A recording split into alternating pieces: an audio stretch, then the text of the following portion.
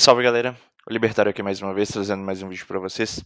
Queria conversar com vocês hoje a respeito de gestão de risco sobre o nosso patrimônio, tá? E eu queria falar disso porque eu já cometi muitos erros em relação a isso, tá?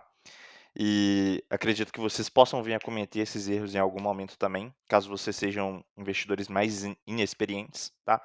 Então, esse vídeo aqui, o alvo que eu quero atingir são pessoas que são mais inexperientes no mercado, tá? Pessoas que têm um interesse ali, que às vezes até investem, mas que ainda estão num processo de aprendizagem, ok?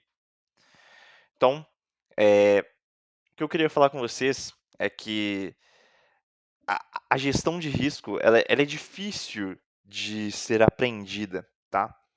E geralmente as pessoas elas aprendem isso da pior forma possível, que é como? Perdendo dinheiro, tá?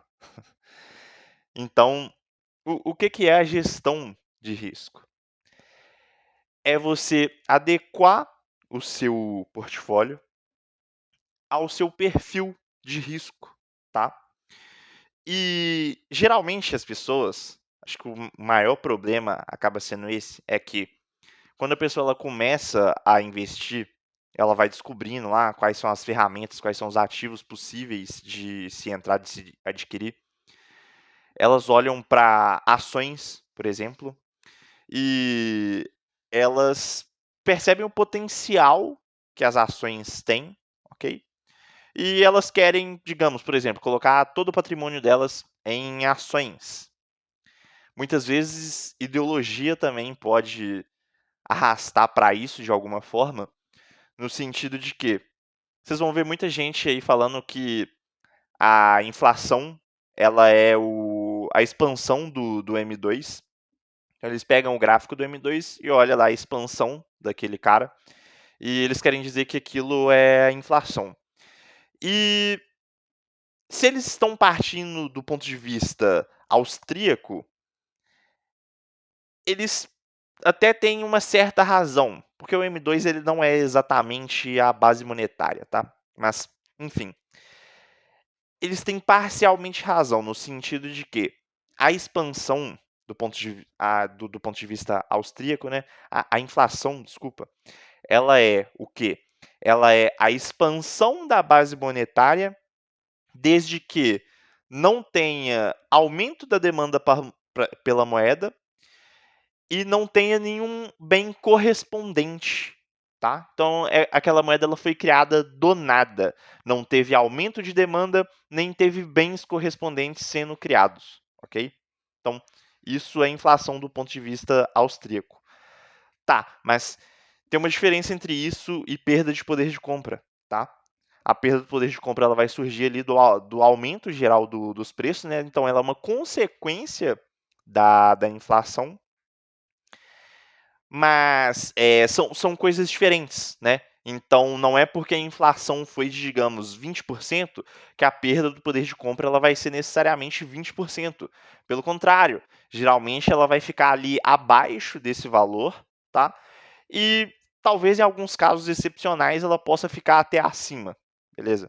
Mas, enfim, não é esse o ponto que eu quero tratar aqui. Eu estou trazendo isso por quê? Porque algumas pessoas elas veem isso, elas pensam, então se a inflação é 20%, foda-se a Selic pagando 15,75%. Aliás, 14,75%, porque se a inflação é 20, na verdade eu estou perdendo dinheiro, então. Então, é, muitas pessoas elas vão cair para esse lado, tá? E isso está errado, até mesmo do ponto de vista austríaco, tá? Então, algumas pessoas elas podem se afastar da renda fixa por conta desse problema. Eu digo por mim mesmo, tá? Eu já fiz isso. E hoje eu percebo que isso foi um erro, tá? Mas, enfim, esse tipo de coisa vai fazer com que as pessoas elas não gerenciem o risco dos ativos que elas possuem corretamente. Isso fica ainda pior quando você tem 100% de todo o seu portfólio dentro de algum ativo desse, como por exemplo o Bitcoin. É muito comum que as pessoas ali que elas ficam encantadas pelo Bitcoin, elas acabem colocando ali 100% do dinheiro delas naquilo, sem entender muito bem o que elas estão fazendo, tá? Então, por que eu estou falando disso tudo aqui? Existe no mercado uma coisa que as pessoas chamam de cisne negro, tá? O cisne negro, eles são eventos catastróficos, imprevisíveis e extremamente raros, tá? Esses eventos, eles surgem de uma forma inesperada, de uma forma que as pessoas não estão preparadas para aquilo, e ele destrói portfólios. Ele acaba com tudo que a pessoa investiu. Então, muitas vezes a pessoa ela tem todo o patrimônio da vida dela, pô, trabalhou por 30 anos e foi guardando um pequeno dinheirinho ali, e em uma semana o portfólio dela é destruído. Ela acabou com a vida financeira dela. Ela levou 30 anos para construir aquilo e ela acabou com tudo em uma semana. Então, a gestão de risco, ela serve para a gente poder buscar evitar isso, tá? E como que a gente faz essa gestão de risco? Primeiro, você tem que entender mais do seu perfil. Todo mundo acha que é arrojado até tomar menos 50% na cabeça, tá? Então, acho que é muito comum as pessoas elas cometerem esse erro. Acham, não, eu sou investidor arrojado. Aí tem uma queda de 50%, aí ela vende. Então você não é arrojado, cara. Se você não aguentou essa queda de 50% nessa parte do seu portfólio, tá? Então você não é arrojado. E, de fato, gente, suponhamos uma pessoa que ela juntou 100 mil reais e aí ela tomou menos 50%, agora são só 50 mil. Você se sentiria confortável perdendo 50 mil reais?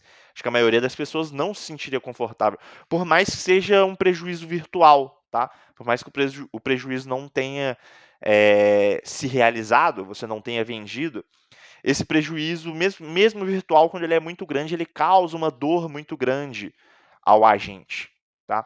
Então, é o momento ali de fragilidade, é o momento que o cara ele pode começar a questionar as convicções dele sobre aquele ativo que ele tem, e ele pode vender ali no desespero e sofrer um grande prejuízo. Então, o que a gente faz para poder evitar isso? Então, além de entender o perfil, a gente separa os nossos ativos em percentuais, tá? Então, digamos, você coloca um percentual para ações, você coloca um outro percentual para ETF, você coloca um outro percentual para renda fixa, um outro percentual para criptomoeda, beleza? E assim você consegue sofrer esses impactos.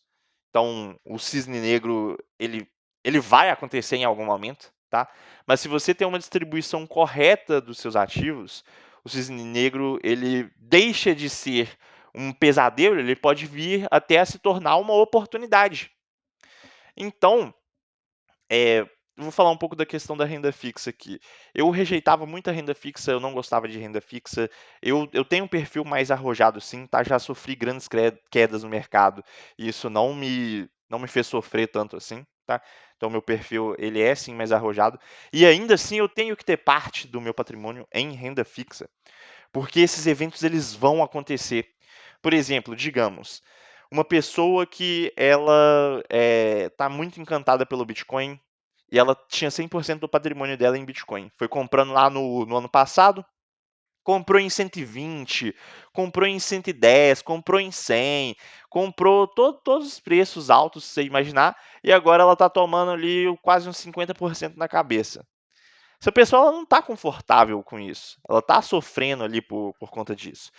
Se ela tivesse, ao invés de ter todo o capital dela dentro daquele ativo lá, que ela acha maravilhoso, se ela tivesse parte em renda fixa, o dinheiro estaria rendendo um valor bacana, ok? E ela teria, nesse momento de crise, ela teria uma grande oportunidade de comprar ativos de renda variável com potencial alto, com potencial de crescimento exponencial. Ela poderia comprar esses ativos baratos. Então, é importante sim, cara, ter uma parte do seu capital em renda fixa. A gente não pode ter tudo na renda variável, porque quando o cisne negro chegar, ele vai te arrebentar, ele vai te quebrar. E mais importante do que ganhar dinheiro com o mercado é você sobreviver no mercado. Porque se você tiver uma perda catastrófica, não precisa de perder os 30 anos do dinheiro que você guardou. Mas suponha que você perdeu 2 anos. Isso já é uma perda catastrófica.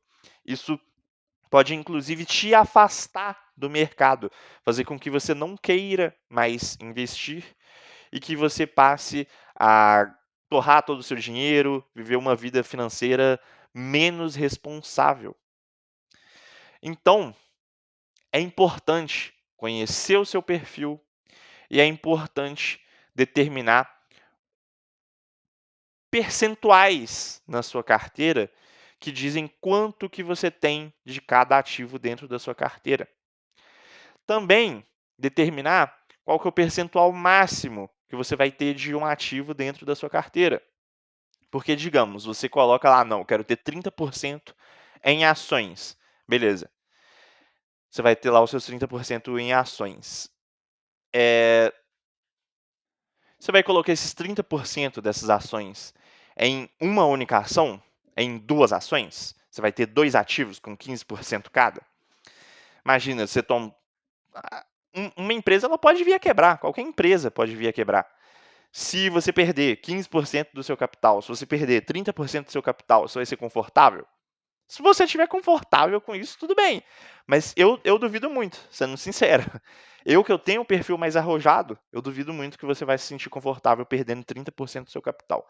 Você provavelmente não vai se sentir confortável. Então, da mesma forma que no macro do seu portfólio você faz essa distribuição de percentual, você vai ter que fazer essa distribuição também dentro de cada categoria dos seus ativos, ok? Então, se você vai ter lá os seus 30% em ações, você não vai ter uma única ação, você não vai ter 2 ações. Você precisa distribuir esse risco, tá? Que dessa forma você vai sobreviver ao longo do tempo, que é o mais importante. Porque se você perder todo o seu capital, cara, eu te garanto, você não vai querer mais investir. Você vai ficar pensando, nossa, o que eu podia ter feito com aquele dinheiro? Poderia ter feito tantas coisas, poderia ter saído, me divertido, ter feito viagens e tudo. E você, daí em diante, muito difícil que você continue investindo. Então, é necessário estudar a gestão de risco, entenda o seu perfil, ok? Estude os ativos que você está investindo. Distribua o risco de forma com que você não esteja exposto ao risco da ruína, tá? Então, gerenciar risco é mitigar esses riscos que você tem ali de quebrar, de perder todo o seu dinheiro, de ficar zerado, ok? E também de perder grandes percentuais de capital, né? Ninguém quer perder 15% do seu capital, ninguém quer perder 10% do capital. Porque 15% pode ser a sua rentabilidade de um ano. Então imagina perder a rentabilidade de um ano, é um ano a menos que você tem ali. Infelizmente a gente tem o nosso tempo muito limitado. Então é necessário tomar esses cuidados. Quem não toma esses cuidados, cedo ou tarde, vai chegar à ruína. Então, eu não acho que você deve ter 100% do seu patrimônio em Bitcoin, não acho que você deve ter 100% em ações, você deve distribuir esse risco, tá? Inclusive, isso também é válido até mesmo para lugares que você investe. Você não vai investir 100% do seu capital no Brasil. Você não vai investir 100% do seu capital nos Estados Unidos. Você vai distribuir isso em outros locais. Você pode comprar ETFs de outros países. Você pode fazer stock picking em outros países. O importante é, eu não estou 100% em uma coisa. Um único erro não vai me matar. Eu posso até errar, e você vai errar. Todo mundo vai errar no mercado. O Warren Buffett já deve ter errado no mercado. Então, todo mundo vai errar no mercado. Não importa, você pode ser um gênio. Você pode ser um cara 10 vezes melhor do que o Warren Buffett. Você vai errar. todo mundo vai errar no mercado, todo mundo vai perder dinheiro no mercado em algum momento. E quando isso acontecer, você tem que não estar exposto ao risco da ruína, tá? E dessa forma, você vai conseguir ter um portfólio que vai sobreviver ali ao longo de vários anos, você vai aprendendo coisas novas, você vai adquirindo estratégias novas para poder lidar ali com o seu portfólio. Então, tem muitos canais aí no YouTube que falam disso, eu pretendo um dia começar a falar de estratégias mais complexas aqui também, tá? Mas acho que o mais importante é isso. Antes de pensar em rentabilidade, antes de pensar em quanto você pode ganhar com algum investimento, pensa também no quanto você pode perder e pensa se você perder, como que você se sentiria com isso, tá? E a experiência ao longo do tempo, ela vai te mostrar melhor como que você lida com essas perdas, tá? Então, muitas vezes você pode pensar: "Ah, se eu perder tanto, eu não vou ligar não". Mas na hora que a perda acontece, aí você percebe: nó, eu ligo sim pra caralho pra isso aqui". Então, tomem cuidado com o dinheiro de vocês, sejam responsáveis com o patrimônio de vocês, cuidem bem do risco, busquem entender o perfil de vocês, cometam os erros no mercado, mas cometam erros que não vão destruir você, cometam erros que vão te permitir continuar dentro do jogo e que permitam você aprender mais para que no futuro você não cometa esses mesmos erros, tá? Então, é isso que eu queria trazer aqui hoje para vocês, galera. É isso. Obrigado aí pela audiência. Deixa aqui nos comentários o que você achou, se você discorda, se você concorda, se você tem algum comentário a agregar na ideia que eu trouxe aqui. Deixa um like aí também, se inscreve no canal. E é isso aí. Muito obrigado. Valeu. Falou.